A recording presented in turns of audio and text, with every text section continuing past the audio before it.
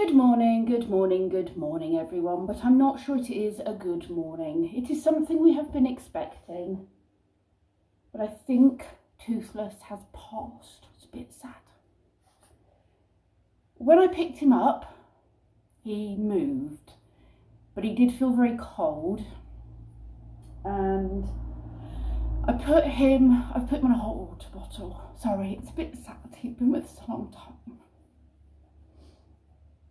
But by the time I'd come downstairs with him when I was cuddling him, his eyes are looking more sunken.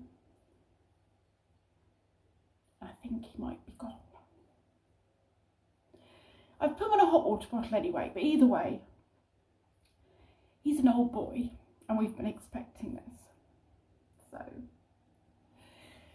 yeah, it's happening.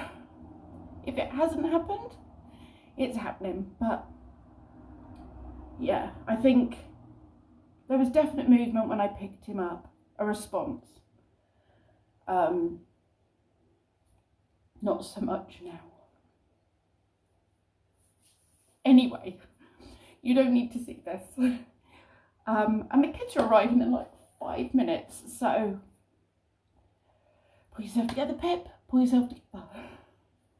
I'm a bit more composed now. I've had a couple of cries. Usually when I've had the parents drop the kids off and go, "You're right," and I'm like, "No, not really." It's life, isn't it? Life and death come together, and it's been on the cards for a while. He's an old boy and he's had a long, good life. So that's what we have to focus on. I'm going to get hold of the vets. They're not open yet. I'm going to hopefully get hold of them in the next 5-10 minutes, and I'll take him for cremation. And I've messaged Lee, and him and Brendan are like, no, that's fine, take him. They don't need to say their goodbyes. I think that we know it's been happening, and, you know, Lee had a cuddle with him yesterday as well when, after he'd had a little bath, Lee took him out and dried him and put him back in the tank. So yeah, Kenzie wants me to drive past the school, so I need to time taking him to the vet to be cremated with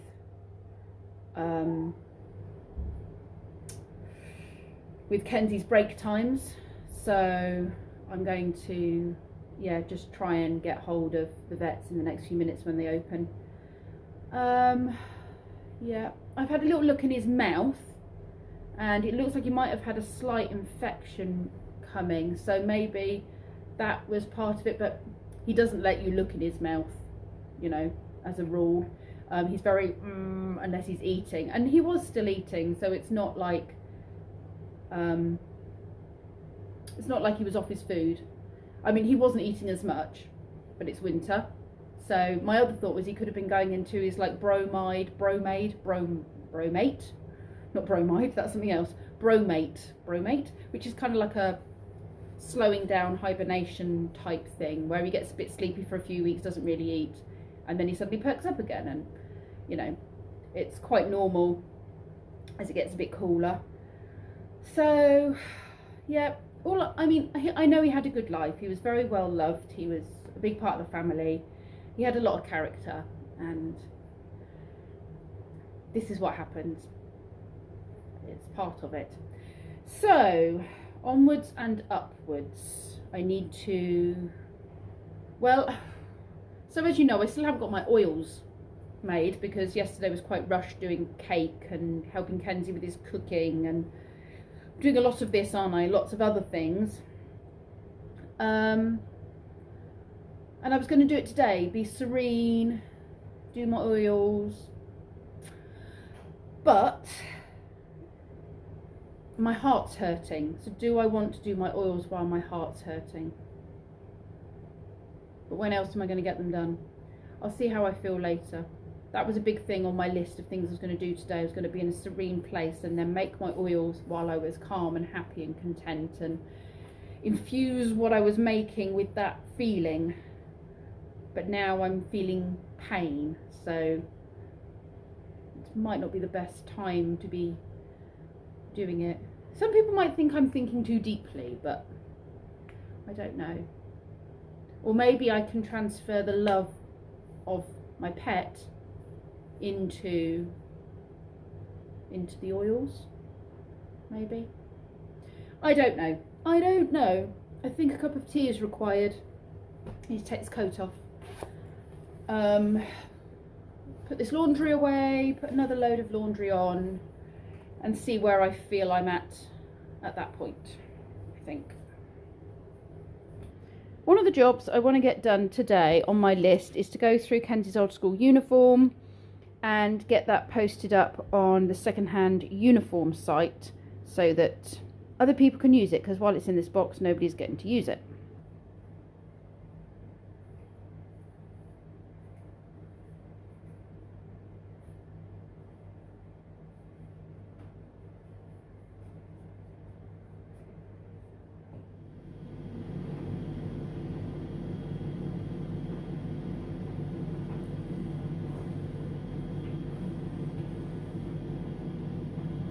That's a couple of jobs off the list. I've done the clothes that needed doing. I've already sold a blazer. She's come to pick that up at 1:45 this afternoon. So that's good. I don't know if I said, Kenzie's rung me and said he really wants to come with me to the vets to say goodbye to Toothless. So I was going to swing past the school and just let him say his goodbyes on my way to the vets. But he had Land and Environment this morning, which was probably the perfect lesson for him to go to after I contacted him and rung him and told him about what had happened, because it's all very much animal and land based, and it's a very caring subject and a very caring team, and it's a double lesson.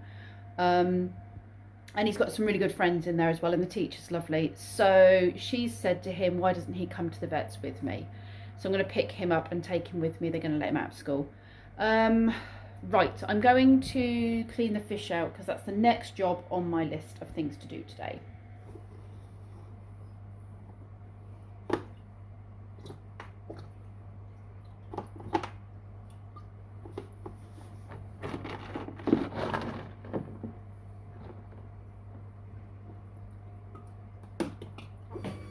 Hello. So, I brought you home, didn't I? Yeah. Yeah, he's been a bit tearful. And what did we have to celebrate Toothless's life? Starbucks.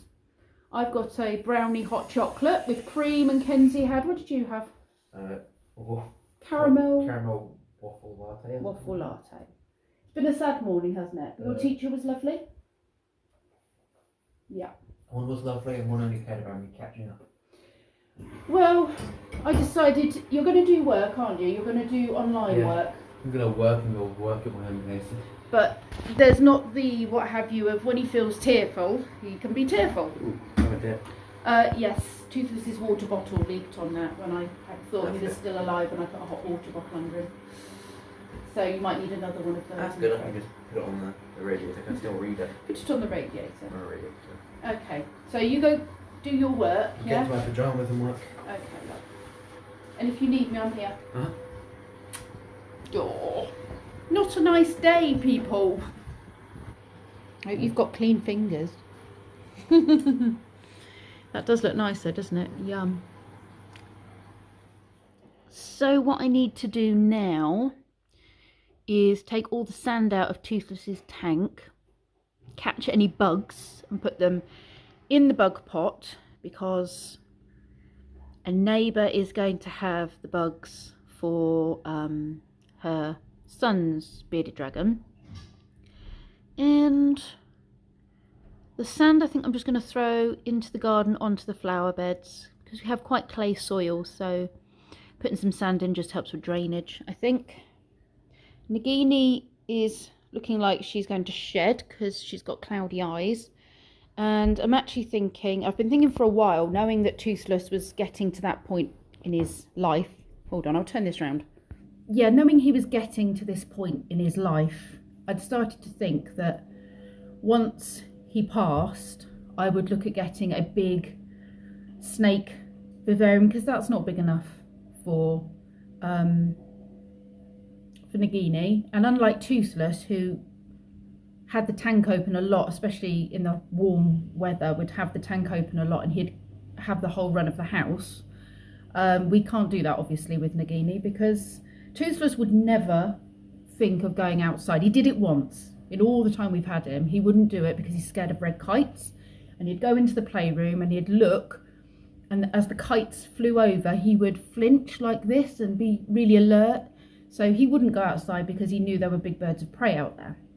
It's a clever little thing. She, however, would just slither off and get lost somewhere, and then she would freeze. So she's lovely, but she's not as bright. So that having been said, I want to get her a big sort of vivarium tank, you know, like you see in proper zoos and stuff, where they've got like a chair in there and bits of branches and pots for them to curl up in and that kind of thing, and height for them to climb, and that's what I want. And a light at the top for the warm bit and cool at the bottom. So I'm going to clear out Toothless's vivarium and then start googling some tall units, I guess, for here, and I'll see what I find. So I've just looked at this, and I could get one that is the same size but a bit deeper than those two vivariums I've already got. So it would come up to this height. It's that wide, and then it would come out a bit further, and spend another nearly £300. It's in the sale because it's Black Friday sales. Or I could drill some holes, drop in the saw and cut a hole for Nagini to go up and down between those two. And so to me that seems like the logical answer. So that's what I'm going to do. Right, that's the first one done, and now we're going to put a hole in the bottom of this one and then stack them one on top of the other. Nagini's trying to get out? Yes, that is. I want the heat at the top and then it cool at the bottom. That's what I want. Oh, Nagini, do you not like your temporary accommodation? Sorry, love. Okay, excellent. There we go.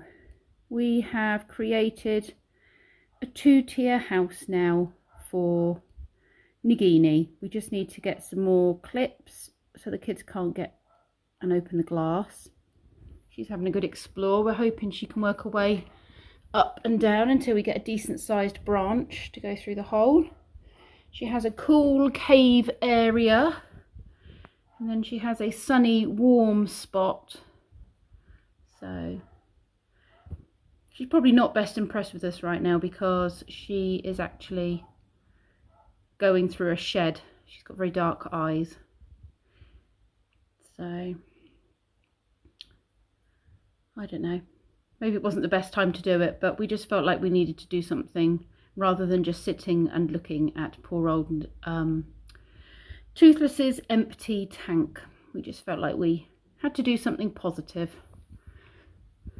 There we are. Time I went and did the school run. I am going to take the children to the park for a bit this afternoon. It's cold, but it's only going to get colder, so I think we should make the most of the next few days and at least get out for maybe half an hour, if, you know, even if we don't make a full hour out there. They always need a burn off after school, so if we wrap up warm, that will be fine.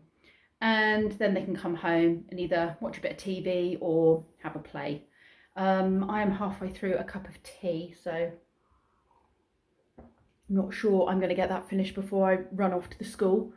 And Kenzie's doing some of his schoolwork and having a cup of tea, sitting at his desk. Yeah. Feeling a bit perkier now. I feel like I don't have to look at that empty vivarium anymore, which was upsetting me.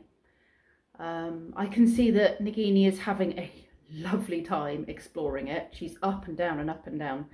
So that makes me feel good that although Toothless can't use it, it's getting used by Nagini and she's benefiting from the extra space. So that makes me feel happier. And Nagini's been, Toothless has been taken to the vets for cremation. So that process for me of passing him on to the next step has been done. So yeah, we're tearful, but it's like a process I've slowly been working through and things I needed to do to deal with the grief. So, and I think it helped Kenzie. He seemed to be happy to do something productive. He was like, yes, I'll help you with that project, Mum. So I think it helped both of us, to be honest, to work on that project together. Right. Loads of Christmas presents have arrived as well. So they've gone up in the loft. We're very nearly there. Oh, someone's at my door.